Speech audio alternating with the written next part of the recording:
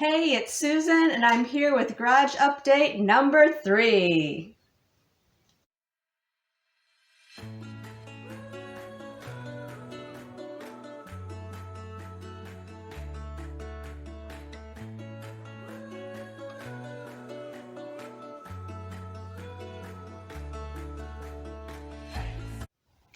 All right, so believe it or not, we're actually making some pretty decent progress in here. We've got a lot of the clean out done, and I'll just tell you kind of what we've done and what we haven't done yet, right? A lot of the walls are all insulated. The ceiling is insulated, which is good. We can finally run a heater out here and keep some heat. My son John has done a really great job about getting this paneling up on the walls. So let me show you this really quick. This is actually PVC paneling is what we've got here.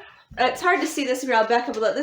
He actually framed out this wall for me, so it's hard to see. There you go. You can see there's a wall there that John framed out. So on the other side of this wall is this little room over here. It's kind of dark right now. This is actually going to be our mushroom fruiting room. So we're going to get this all sealed out. It'll be a high moisture room for fruiting gourmet edible mushrooms. Super excited about that, but still a lot to do in there. We got the first part of the vent run there because we actually have to vent the air from that room outside. The air becomes so saturated with mushroom spores, we don't want it getting into anywhere where we're growing any other food, so that needs to be constantly ventilated to the outside with fresh air brought in. They say full room air exchange about 3 or 4 times an hour just to bring in enough fresh air for those mushrooms and to keep those spores outside. But anyway, what we have on the walls, we're actually using this PVC paneling. So this will be able to be sanitizable and waterproof. We'll caulk along the edges. So he's got this waterproof PVC paneling along all the walls. As you can see, we're already starting to move some of our growing racks in here just because we needed to get them moved and out of the way. And we got other farm equipment in here too already.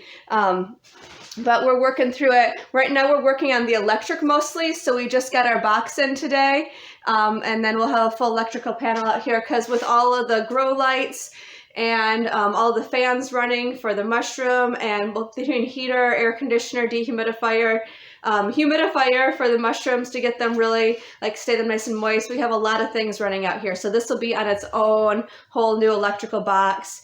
It's actually, this box is outdoor rated, so which means it's going to seal if you put it outside. So if that way, if we have water in here from washing veg or whatever, we don't have to worry about any splash or any sort of electrical problems. All of our outlets will be GFCI rated outlets so that if any water gets in them, they're just going to flip off like that. So super safe, but everything, as you can see, is getting coated with this paneling. We do have some seams on this. We're going to come along and caulk those seams so it'll be a completely waterproof barrier. Can sanitize it, which is what we need for the produce safety rules. Everything has to be sanitizable. So any wood that we have exposed, like above the door over here, that wood above the door, that will just have to be painted with some outdoor paint so that it's not absorbing anything, so it can handle any moisture or water that might get through there. But the general idea is that we'll put in a sink and a wash station over here on this side for washing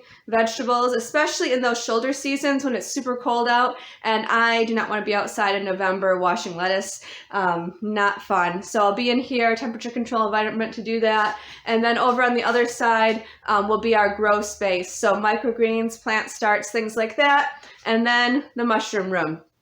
So I know we still have a lot to do. We really have a lot to do, but we've made a lot of progress in the last couple weeks, and I'm hoping we're only about 2 weeks out now.